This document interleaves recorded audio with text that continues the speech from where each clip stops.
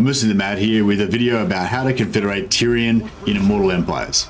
I decided to try Confederate Tyrion using Eltharion first, since Eltharion's potential to get infinite income should make things a little bit easier. Even though bribing factions to accept deals is capped at plus 15 for economic value in Immortal Empires, the infinite money is really useful to bribe the faction to like you, and also to support lots of armies for your relative faction strength, and also just to have heaps of armies to defend yourself from other factions while you're working on getting the Confederation. If you're not familiar with Eltharion's infinite money cheese, basically you indoctrinate all of the target faction's lords, so you get 5% of their treasury per indoctrinated lord per turn. Each turn, you also give all of your money back to the faction, so their treasury keeps going up and up, and therefore the amount that they give you per turn keeps going up as well, exponentially. The income will increase slowly at first, but you'll soon be making hundreds of thousands of gold per turn. So for all those who are wondering, yes, the Eltharion infinite money cheese does still work in Immortal Empires. As far as I can tell, it works exactly the same as in Warhammer 2. I'll put a link in the description below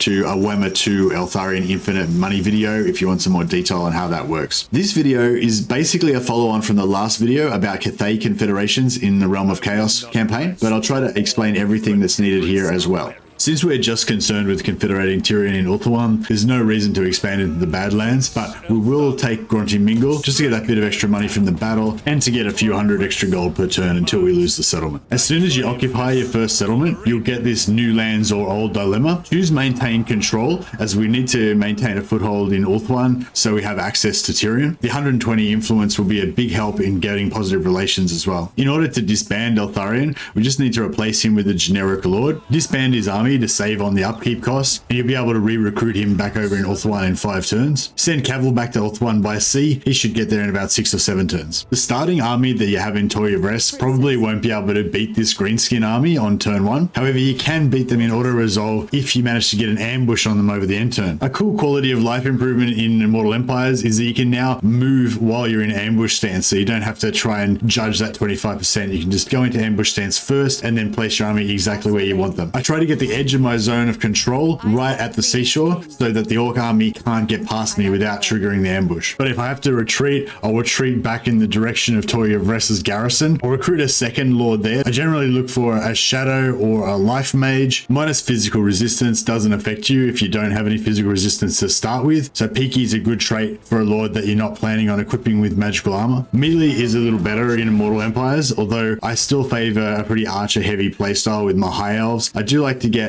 a few spearmen, especially to guard the flanks. Unfortunately, this time I don't get the ambush. I opt not to attack without the ambush bonus, and the greenskin army just moves south without attacking me. If they did attack me, I could have retreated back to the garrison. Next turn, I keep recruiting with one of the lords, and the other lord I take to siege Trelinia. Because Trelinia is under siege, they won't be able to raise any new armies there. The garrison will likely sally out, forcing my lord to retreat, but even if they do force me to retreat, I can just re-siege, and that'll keep forcing them to just sally out, push me back, but they won't follow up. It's a little trick with the AI. Even if they recruit a lord after pushing you back, or one of their other armies moves into the garrison, they won't follow up after they force you to retreat. So in this way, you can just keep Trelinia kind of frozen there until you're ready to take them on. If the greenskins bring in both their armies like they have here, then that can be a problem, as you won't be strong enough to take on both armies and the garrison. Now, what you could do is a bit of a poor man's lightning strike. Use one army to siege the settlement, so isolate that army so it can't join into the battle, but have that army close enough so that it can reinforce where your other army attacks the greenskins that are outside the settlement. Unfortunately, they're just outside of reinforcement range, and I can't defeat them with that army by itself. We could also try an ambush trap. There's a new ambush trick that you can do now in Immortal Empires. You can't enter ambush when you're inside of an enemy army. If you're too close to an enemy army or garrison, it won't let you into ambush stance. But because we can now move in ambush stance, you can move outside of the vision range of the enemy, enter ambush stance, then move back inside their vision range and remain in ambush. If your ambush is successful, this will allow you to double team the orc army with both of yours without their garrison being able to reinforce. Unfortunately, your ambush chance in that spot is only 45%, so more often than not, the ambush will fail, and then you'll have to fight both orc armies plus the garrison. It's much much safer to set up your ambush trap back on the mainland, so the zone of control is just coming to the edge of the seashore. Put your bait army into encamp stance so they've got access to global recruitment, and then transfer all of your troops into the ambushing army so the enemy won't see how much strength you've got there. Having your bait army in force march stance or recruiting is a great way to entice the enemy to attack. Often in this kind of situation, the enemy will just attack with one of its armies, confident that it will win against your bait army. But in this particular situation, we're extra safe because our zone of control goes right up to the seashore. Even if they wanted to move one of their armies in to reinforce first and then move the second army in, they don't have space to actually move in a reinforcing army without initiating the attack. So the first army to cross the strait has to initiate an attack by itself and trigger the ambush. If they don't attack, that's fine. We just continue recruiting and sit in the exact same ambush trap. The orc armies basically can't attack us without committing suicide from this point. Once you have enough troops, use your solo lord to siege and isolate the garrisoned army, and then use your full stack to destroy the other army, then take Trilinia and take all of Toy of Rest and head down towards Tyrion over the next few turns. I won't go through every step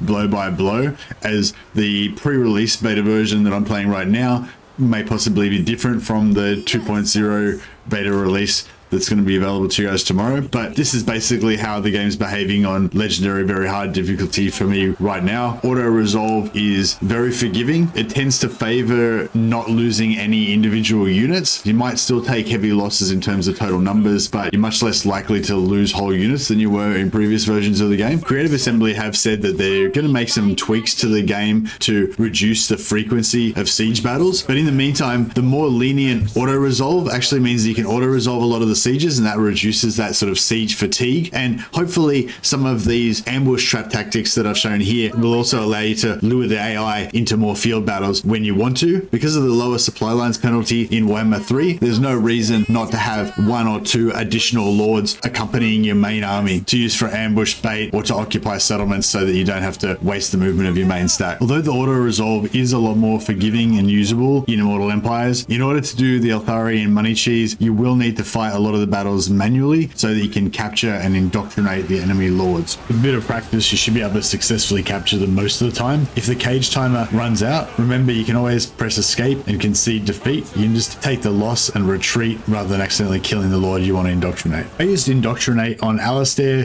Tyrion, and 3 other lords for a total of 5 lords, giving me 25% of Tyrion's treasury per turn. To make Tyrion weak and reduce his relative faction strength, I've destroyed all his armies and captured all of his settlements bar 1. I kept his last minor settlement locked in a siege. You can use this trick to gift money to Tyrion while you're at war with him. You offer a peace deal and add military alliance to the deal, then add money, then remove the peace deal. That will automatically remove the military alliance from the deal as well, but it will leave the money element of the deal, and then you can change that to a gift. Over a number of turns, the constant gifts will keep increasing Tyrion's treasury, which will exponentially increase the amount of indoctrinate money you get, so you'll have more and more money every turn. At the same time, all those gifts, plus the influence that you spend on intrigue at court, will raise your relations with Tyrion, even though you're at war with him. Note that the positive relations gained from intrigue at court wears off after 10 turns, so don't spend your influence on intrigue in court until you think that you're within 10 turns of getting the Confederation. You can see here on turn 43, we have 47 positive relations,